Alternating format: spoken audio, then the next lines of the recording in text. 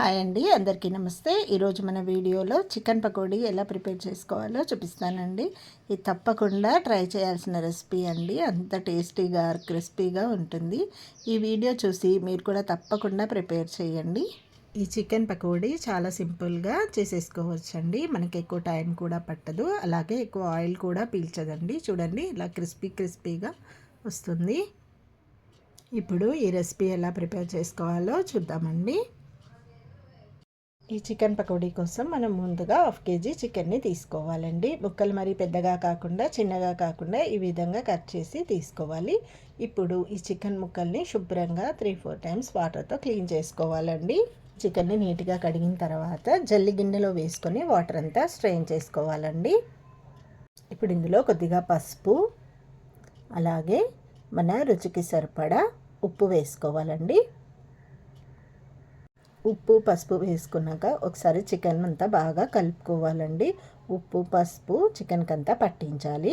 ఇప్పుడు ఇందులోనే 1 స్పూన్ ధనియాల పౌడర్ వేసుకోవాలండి. ఇందులోనే మనం ఒక 2-3 స్పూన్ల కారం వేసుకోవాలండి. మీకు బాగా స్పైసీ కావాలంటే కారం ఎక్కువగా కూడా యాడ్ చేసుకోవచ్చు.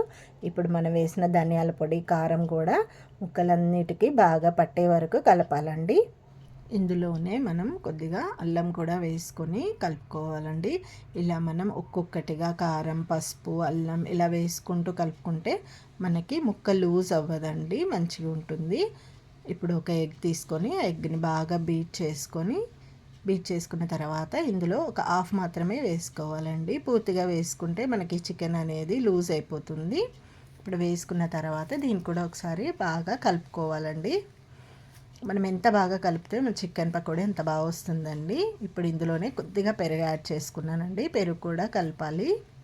కలిపిన తర్వాత ఇందులోనే కొద్దిగా ఫుడ్ కలర్ రెడ్ కలర్ని యాడ్ చేస్తున్నానండి.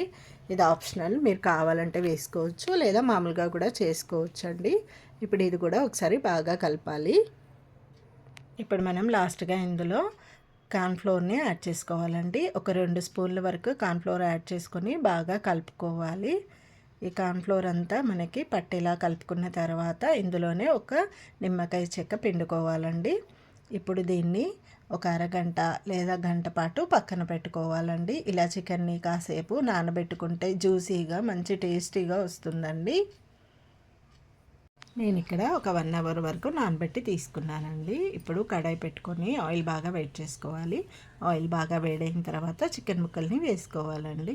ఎప్పుడు కానీ మనం మీడియం ఫ్లేమ్లోనే ఫ్రై చేసుకోవాలండి. అప్పుడు లోపలి వరకు చికెన్ బాగా ఉడుకుతుంది. ఇలా కలుపుతూ మంచిగా ఫ్రై చేసుకోవాలి.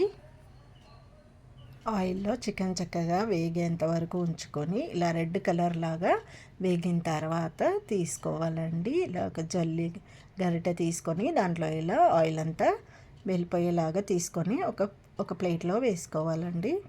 చూడండి ఎంత చక్కగా క్రిస్పీగా వచ్చాయో చికెన్ పకోడీ. మనకి కనీసం 7-8 నిమిషాలైనా ఫ్రై చేసుకోవడానికి టైం పడుతుందండి. అలాగే మనం అన్ని చికెన్ ముక్కల్ని ఇలాగే ఫ్రై చేసి తీసుకుందాం. చూడండి ఎంత క్రిస్పీగా వచ్చాయో. అదే ఆయిల్లో కొద్దిగా మనం కరివేపాకును కూడా ఫ్రై చేసుకోవాలండి. చూడండి మన చికెన్ పకోడీ ఎంత కరకరలాడుతూ వచ్చాయో. అంతేనండి, ఎంతో ఈజీగా మనం చికెన్ పకోడీని ఇంట్లోనే రెడీ చేసుకోవచ్చు. ఇలా ప్రిపేర్ చేసుకొని వేడిగా సర్వ్ చేసుకొని తింటే చాలా సూపర్గా ఉంటుందండి. ఈ వీడియో చూశాక మీరు కూడా తప్పకుండా ప్రిపేర్ చేసుకుంటారని అనుకుంటున్నాను. మంచి వీడియోస్ కోసం నా ఛానల్ని తప్పకుండా సబ్స్క్రైబ్ చేసుకోండి. అలాగే మీకు ఈ వీడియో నచ్చిందా లేదా నాకు కామెంట్ చేయండి. ఇక్కడ నేను చూపించిన విధంగా ట్రై చేయండి. తప్పకుండా బయట కొన్న చికెన్ పకోడీ టేస్ట్ వస్తుంది. అలాగే థ్యాంక్స్ ఫర్ వాచింగ్ అండి.